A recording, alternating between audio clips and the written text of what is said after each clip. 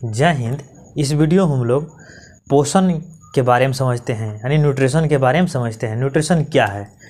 तो न्यूट्रिशन एक प्रकार की विधि है पोषक तत्व ग्रहण करने की।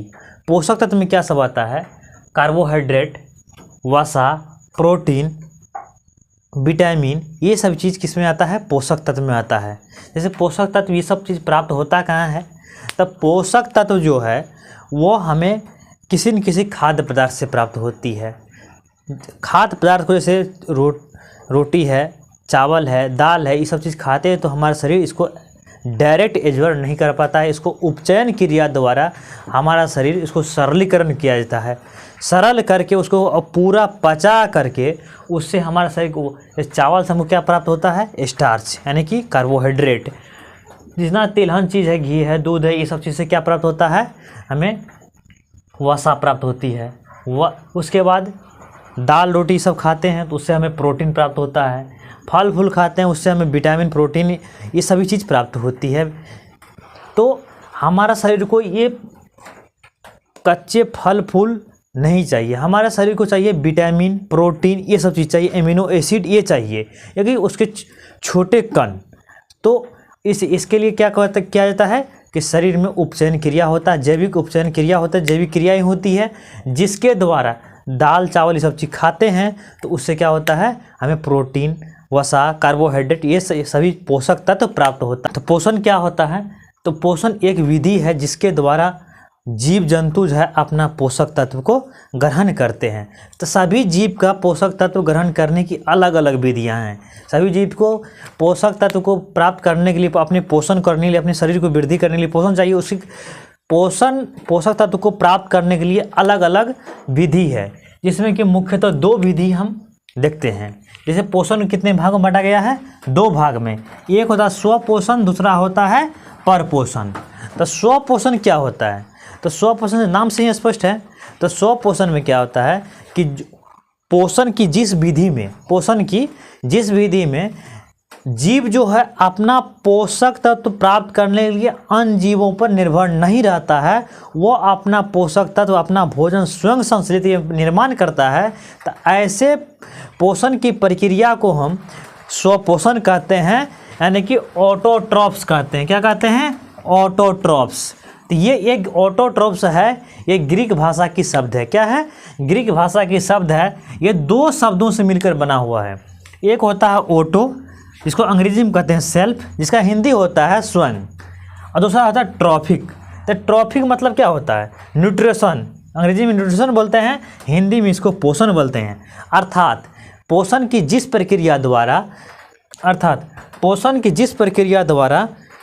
जीव जो है अपना पोषण दूसरे जीव पर निर्भर न रहकर वो अपना भोजन स्वयं संश्लेषित यानी निर्माण करते हैं, तो ऐसे पोषण की प्रक्रिया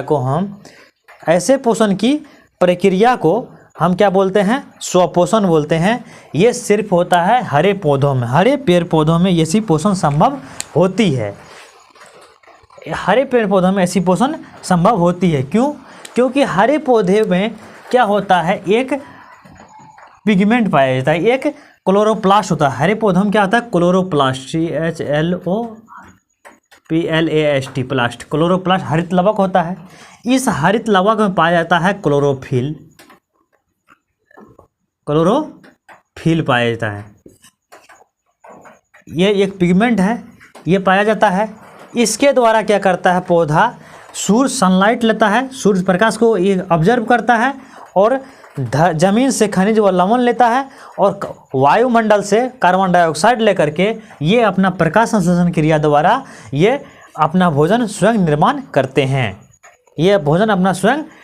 करते हैं। पौधा में होता है क्लोरोप्लास्ट, एक लवक होता है जिसका नाम है क्लोरोप्लास्ट, जिसका ना हिंदी में कहते हैं हरित लवक। हिंदी में क्या बोलते हैं? हरित लवक।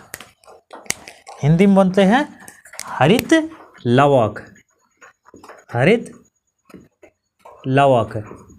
इसमें हरित लवक में पाया जाता है क्लोरोफिल, यानी पर्णहरित। इसका हिंदी क्या होता है?